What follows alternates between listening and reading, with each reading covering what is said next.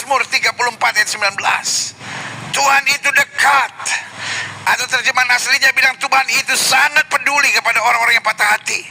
Dan Ia menyelamatkan, Ia menyembuhkan, Ia membereskan orang-orang yang remuk jiwanya. Ada dua tempat yang iblis mau kita terluka. Kenapa orang punya trauma misalnya? Kenapa orang terganggu mental health-nya? Karena masalah, persoalan, omongan orang, sikap orang, tindakan orang.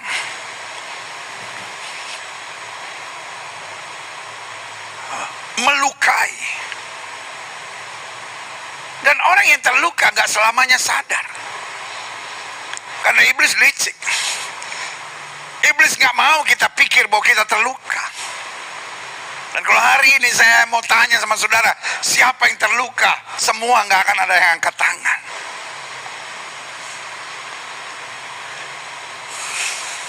Masih sudah berkata, aku baik-baik saja. Iya kan? Karena iblis menutup-nutupi dan berkata, no you are not. Engkau tidak terluka. Tapi saudaraku yang kasih dalam Tuhan, dari cara ngomong saudara yang terlalu menyakitkan, dari hati saudara yang gak bisa ngampunin, dari sikap saudara yang suka ngambil langkah-langkah bodoh dalam hidup, dari cara saudara yang gak bisa beriman menghadapi tantangan, selalu tinggalkan Tuhan lagi, selalu lari dari Tuhan lagi, selalu cari kesenangan dunia lagi, karena ada sesuatu yang terluka dalam hidup saudara. Siapapun saudara, baik saudara sadar atau tidak sadar, hari ini merendahkan diri di hadapan Tuhan dan berkata, Tuhan, kalau ada luka dalam hatiku, balutlah dan sembuhkan. Tuhan, kalau ada kepahitan, kebencian, amarah dalam hatiku kepada seseorang, aku lepaskan pengampunan.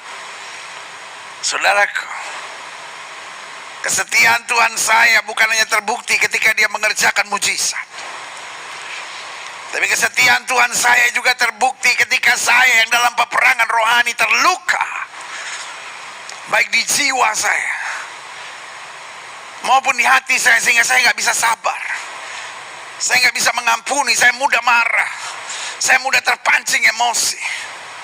Saya diarahkan Tuhan